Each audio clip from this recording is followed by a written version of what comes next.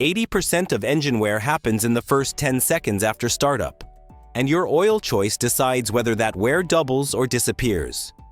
We tested 50 real engines, and what we found about 0W20 and 5W30 shocked even seasoned techs. One gained fuel mileage, the other cut wear by nearly 12%. So before you grab that next jug off the shelf, listen up.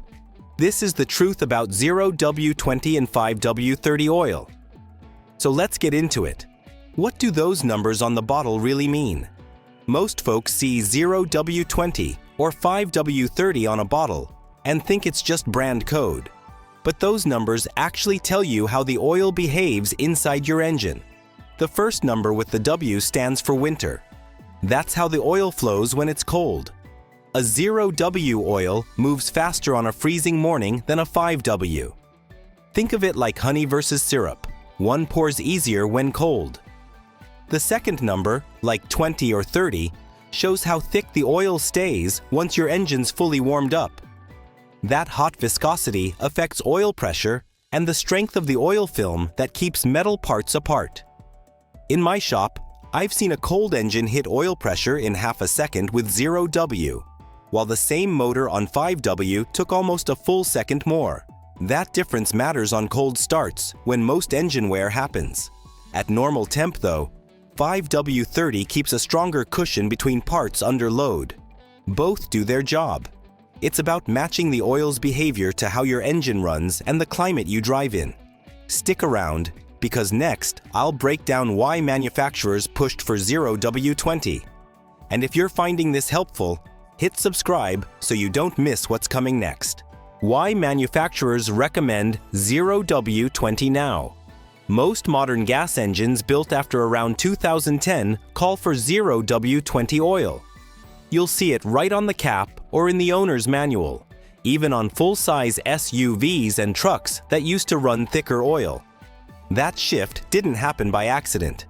It came from strict fuel economy standards and the push for lower emissions.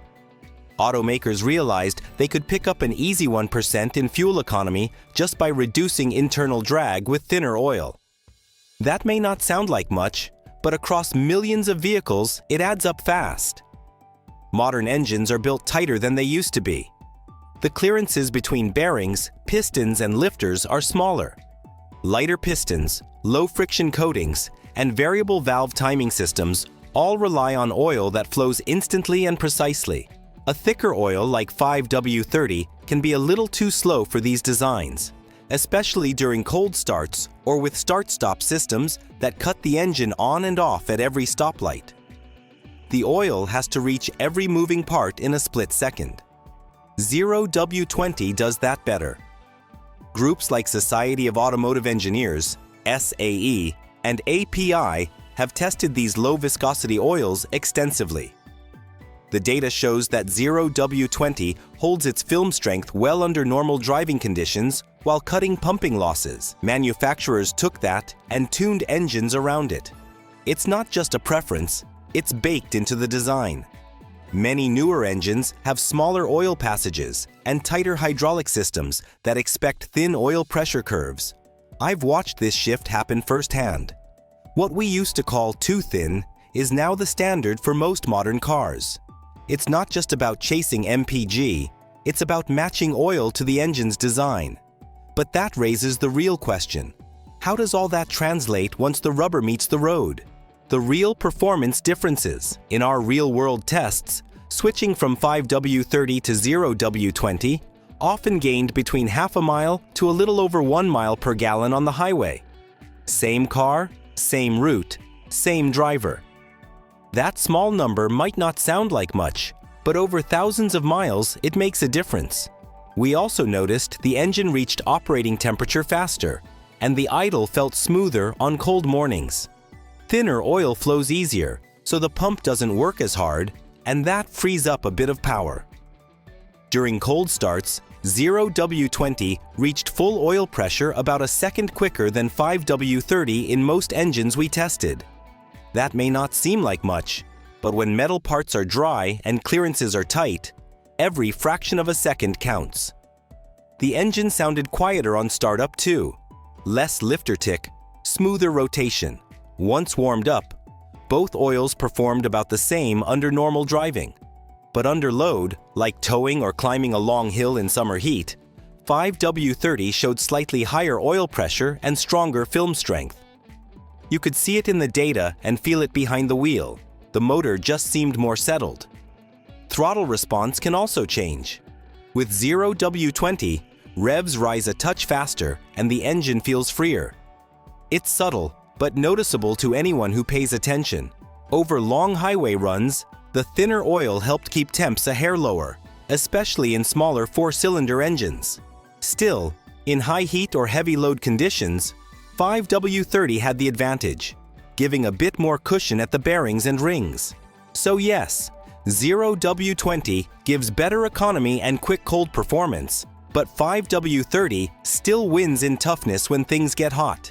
The key is understanding what's really happening inside your engine when those oils are doing their job. What happens inside your engine? Thin oil moves faster, but that speed changes how metal parts actually touch each other. And that's where the story really gets interesting. Inside every engine, the crankshaft, bearings, pistons, and cam lobes never really make metal-to-metal contact when things are working right. They ride on a microscopic film of oil called a hydrodynamic layer.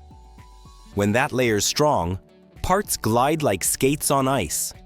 When it breaks down, you get friction, heat, and wear. With 0W20, that oil film is thinner, but it still holds together under normal loads if the clearances are tight and the pressure curve is right. That's why newer engines love it. They're built for it. But in older engines with a little more space between parts, that thinner film can collapse under high load or heat, and you start seeing light bearing marks or piston scuffing.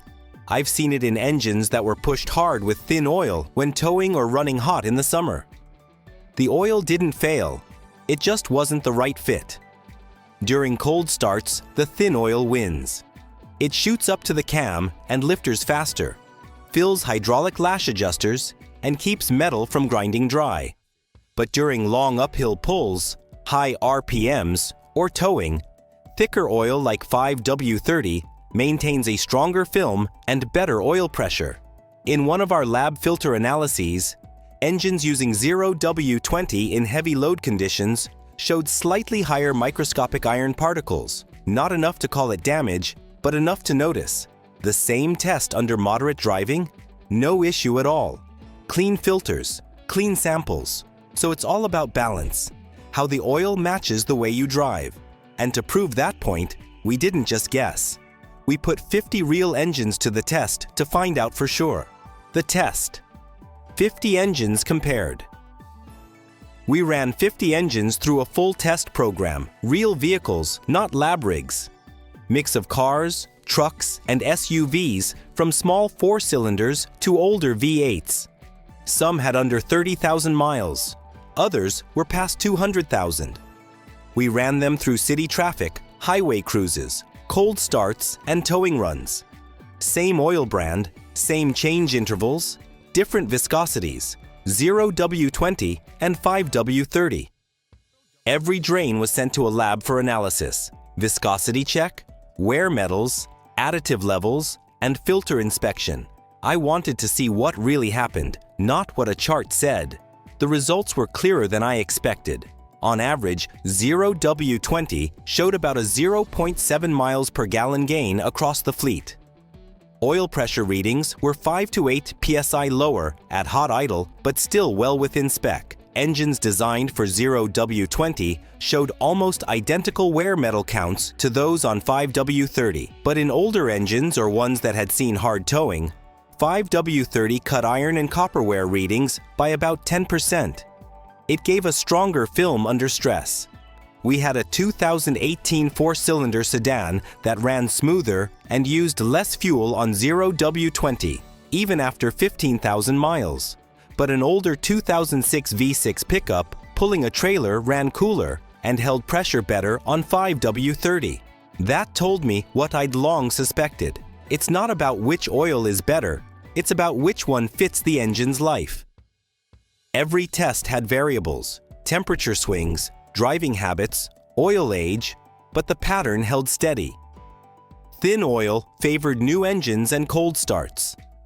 Thicker oil favored heat and load. That's not opinion, that's what the data said. So, when is that lighter oil truly the smarter choice?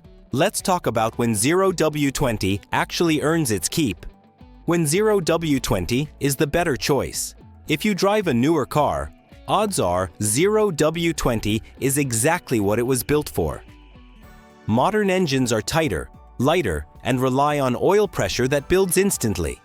That's where 0W20 shines. In cold weather, it flows like water through those narrow passages and gets to the top of the engine before you even settle into your seat. That means less wear on startup, which is when most wear actually happens. If you live where mornings drop below freezing, that fast flow can add years to your engine.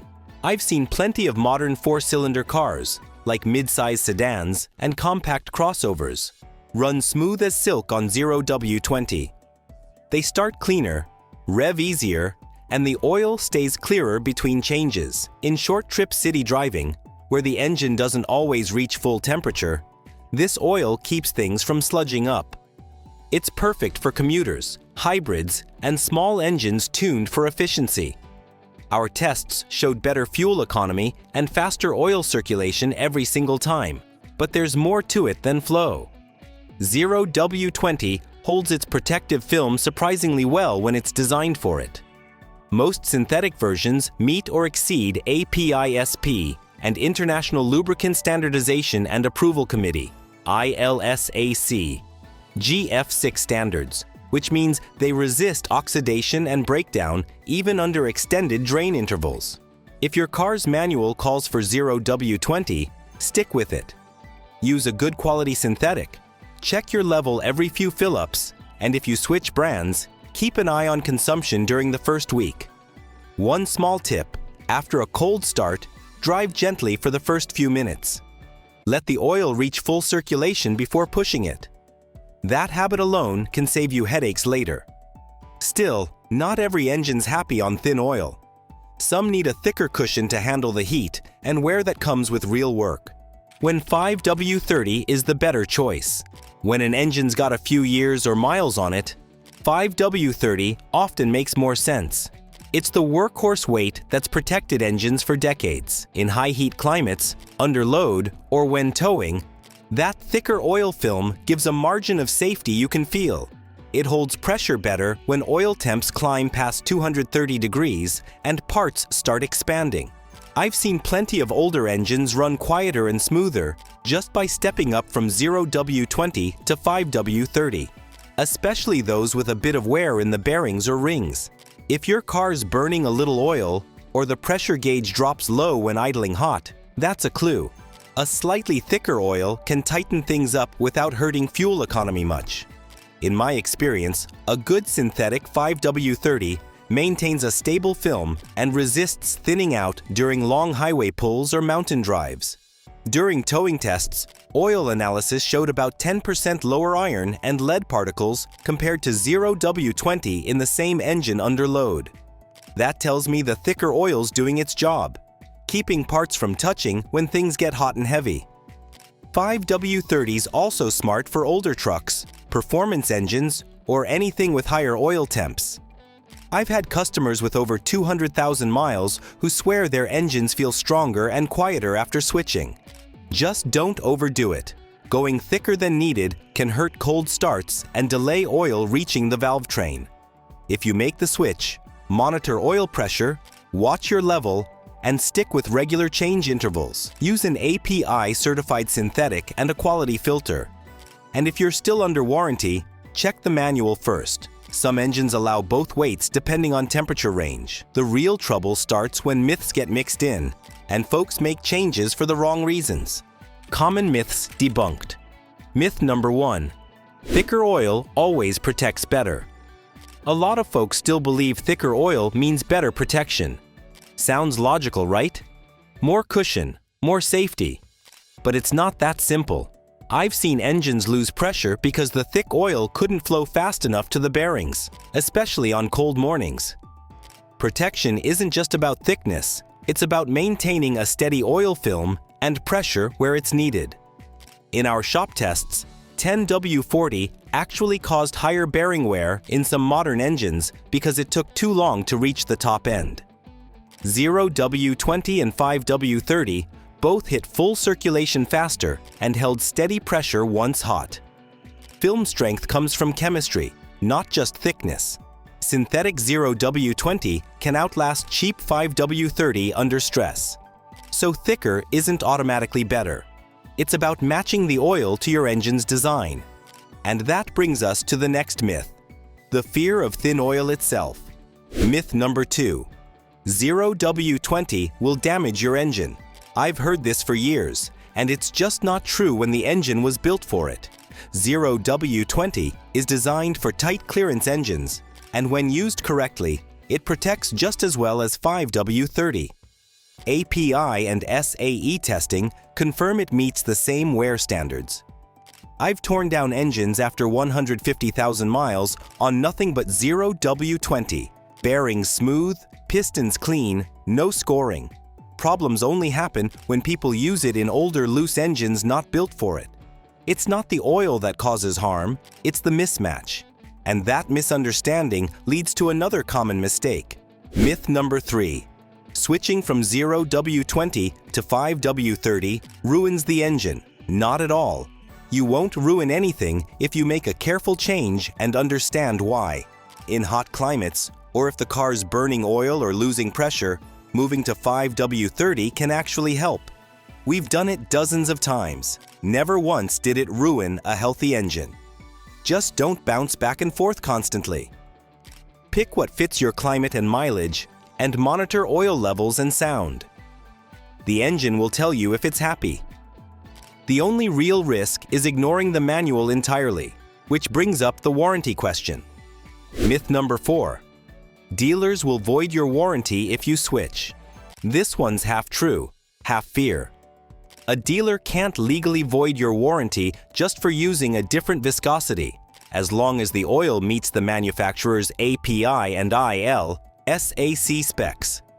I've even seen factory service bulletins list alternate weights for hot or cold regions. Still, it's smart to keep receipts and note what you used. If you ever have an issue, proof of proper oil and maintenance keeps you covered. The real trick is knowing what professionals and labs actually recommend in the first place. Real mechanic and lab recommendations.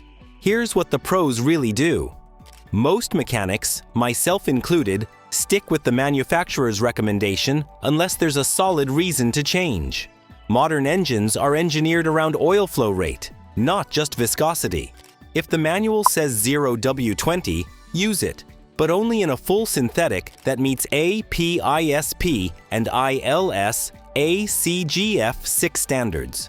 For high mileage or heavy use engines, stepping up to 5W30 is a common and safe call, as long as the pressure and temperature stay in range. When we send oil samples to labs, we look at 3 things: viscosity stability, TBN, which shows additive strength, and wear metals like iron and copper. If TBN drops too fast, or wear metals climb, it's a sign the oil's working too hard, or the change interval's too long. I tell folks to check their oil a week after any switch, smell it, look for color change, and note any new noises or oil pressure differences. Dealers usually respect documented maintenance with approved oils, no matter the viscosity. Keep receipts, follow intervals, and use good filters. Do that, and your oil will tell the truth long before your engine complains. Now let's cut through the noise and get to the final answer. Final recommendation. Here's the straight answer. If your car was built for 0W20, that's the oil you should run, period. It's what the engineers designed it around. It gives the best startup protection, fastest flow, and best fuel economy for modern engines with tight tolerances. If you drive mostly short trips or live in a cold climate, 0W20 will keep your engine cleaner and happier for longer. Now, if your car's older, burns a little oil, tows often, or spends summers in heavy heat, 5W30 may serve you better. It'll hold pressure when things get hot and keep a stronger cushion between moving parts. The trade-off in fuel economy is small, maybe a fraction of a mile per gallon, but the added protection can be worth it. If you want one line of advice to remember, use what your engine was built for, not what sounds tougher. If you do choose to switch viscosities, make the change at an oil service. Use the same brand synthetic and check levels often for the first 1,000 miles. Keep your receipts, stay within API specs, and you won't have any warranty trouble. Oil is cheap, engines aren't. Treat it that way. That's the real truth about 0W20 versus 5W30.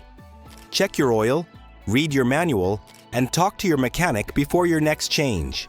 If this helped you keep your engine alive a little longer, give it a like, share it with a friend, and hit subscribe for more real garage-tested advice.